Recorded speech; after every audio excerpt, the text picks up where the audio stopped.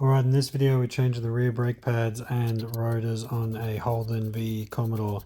Step 1, remove both 12mm bolts holding on the brake caliper. You will not be able to put a socket on the top bolt on this brake caliper.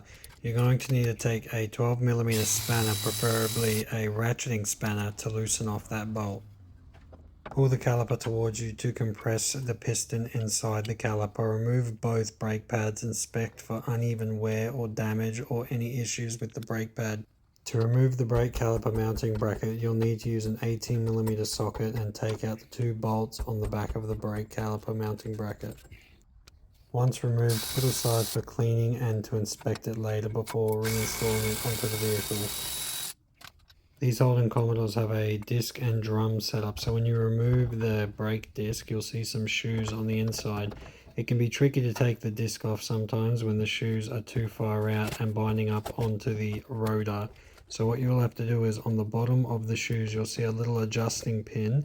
You need to wind that in so then you can loosen off the brake shoes. The way you get access to it is removing the little plug that's in the rotor. As long as it's facing down towards the adjuster pin, you should be able to adjust it.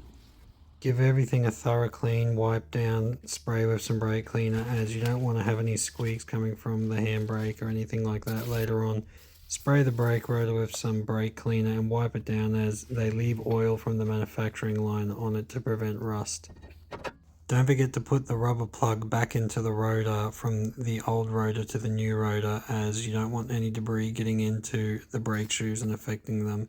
You may need to adjust the brake shoes and pull the rotor on and off a few times just to make sure that the handbrake is working correctly. Give the caliper mounting bracket a thorough clean, get all the brake dust, grime and everything off it. Also clean and re-grease the caliper slide pins, as you don't want them to seize up and cause uneven brake wear. Put a little bit of thread lock on the bolts that hold the caliper mounting bracket on, just to make sure you don't have any issues in the future.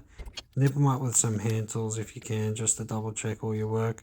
When reinstalling the new brake pads, put the smallest amount of grease or anti-seize to prevent seizing or uneven wear in the future. Compress the brake piston back into the brake caliper. Give everything a clean and thorough wipe down. Take the cap off the brake reservoir and make sure that the brake fluid does not overflow out of the brake reservoir. Tighten the two 12mm caliper bolts and you're done. Go over all your work and double check everything. Thanks for watching.